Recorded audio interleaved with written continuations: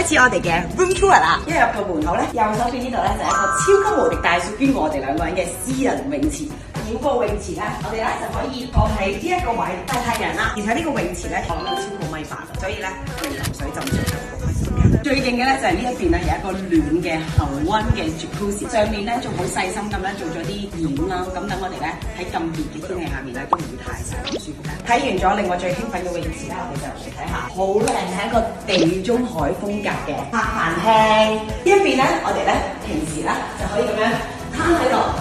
你意思啦，呢一邊咧就係食飯台啦，但係基本上咧就成為咗我同 Loon 嘅工作嘅地方啦。房乜嘢都有，飲水機啦、熱水、凍水啦、微波爐啦、雪櫃啦，跟住咧仲有呢間屋咧，我好中意佢咧，就係佢每一間房咧，基本上咧都會有風扇，一個冷氣嚟到同埋開埋個風扇咧，真係涼爽到〜應該帶大家睇咗我哋啦。主人我先咧係一個地中海風嘅，然之後咧令我最興奮嘅咧就係佢個廁所，個廁所超級無敵大，有一個咧我諗要用1個鐘咧先至儲得滿嘅一個浴缸啦。仲有咧就係廁所裏面大家望上面係有自然光㗎。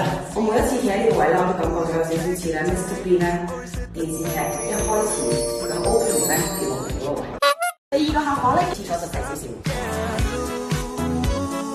好啦，帶大家嚟睇下我哋嚟到 Nusa Penida 嘅靚屋，入嚟佢道門超級靚，你睇佢道門好疏緊嘅一個木門嚟㗎。睇一睇我哋一個超級無敵嘅大廳，我好中意佢就係好通風㗎。啲陽光咧直接喺嗰一邊咧射入嚟之餘咧，我一企喺度咧，啲風咧係四面八方咁樣迎面撲面而嚟㗎。之後咧就嚟到我最中意嘅一個地方，就係我哋嘅泳池啦。咁佢大概可能深米6米7度啦。咁我哋兩個咧落去游水咧係綽綽有餘嘅。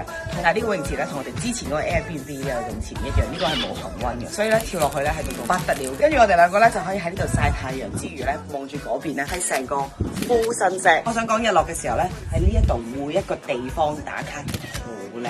跟住呢一間屋咧，佢係有2間房嘅。我哋首先睇下細少少嗰間房先。全部咧都要用原木式裝修嘅一個房間嚟，我好中意咁樣嘅風格。跟住呢一邊咧有一個好大嘅浴室，佢戶外呢一度咧仲可以有一個淋浴嘅空間啦。跟住呢一邊咧係室內嘅淋浴空間，而且最正嘅係乜嘢咧？佢呢度咧有一個室外嘅沖涼嘅地方，係一個令人哋心情好愉快嘅嘢。帶大家睇下我哋瞓嘅嗰間客房先啦。咁入咗嚟呢度其實就同啱啱嘅設計差唔多啦。